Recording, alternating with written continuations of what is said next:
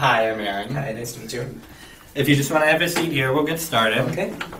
First thing we have to do is I'm just going to make a client code for you. It's going to be the first 3 letters of your mother's name. P-A-T. And your birthday. 8/30/84. Alright, great. And the next thing we have to do, I'm just going to go over our consent form with you real quick. It's just going to explain the test process and some of your rights around testing.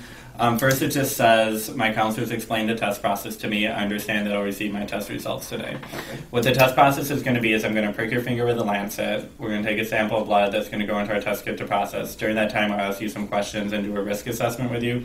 When that's over, you'll get your test results. The way that the results are given are either as reactive, which means that HIV antibodies were found in your blood, or non-reactive, which means that no HIV antibodies were found in your blood. Do you understand that? I do. All right, great. Next, it just says, my counselor informed me of my right to confidentiality. That just means anything you say will stay between me and you.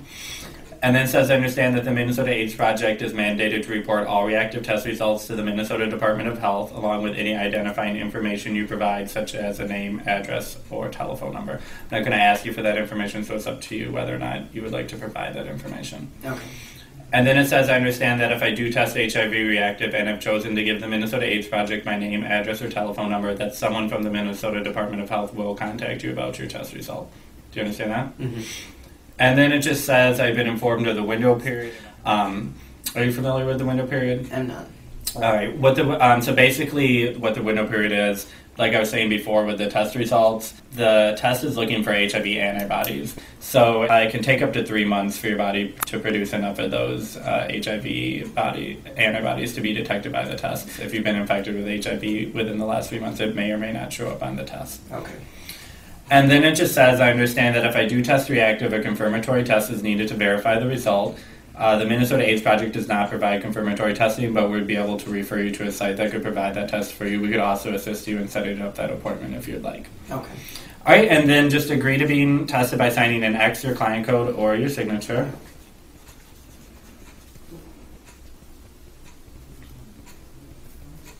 And the date. All right, great, thank you. Mm-hmm. All right, which hand would you like to use? This hand? Okay. All right, great.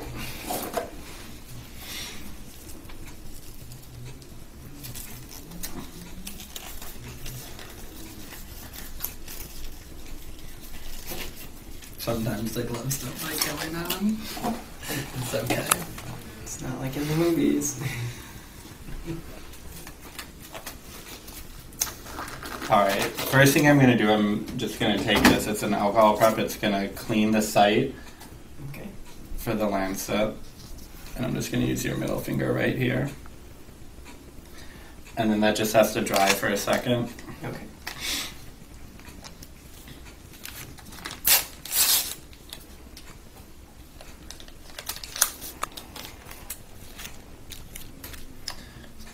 Alright.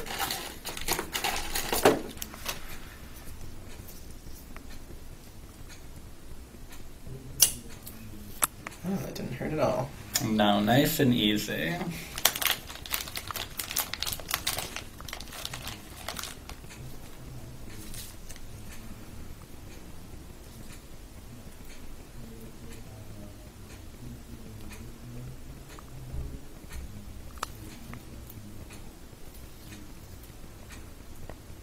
How much blood do you need to take?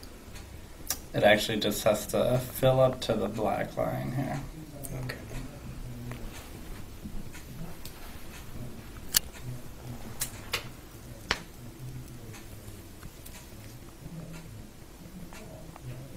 Alright, if you just want to hold that there.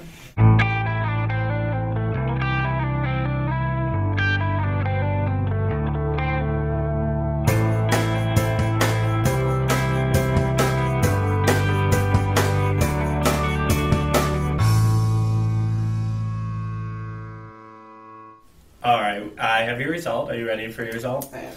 Alright, your test came back non-reactive, and like we talked about before, that means that no HIV antibodies were found in your blood. Okay. Do you want a written result? I would, please. Alright, great.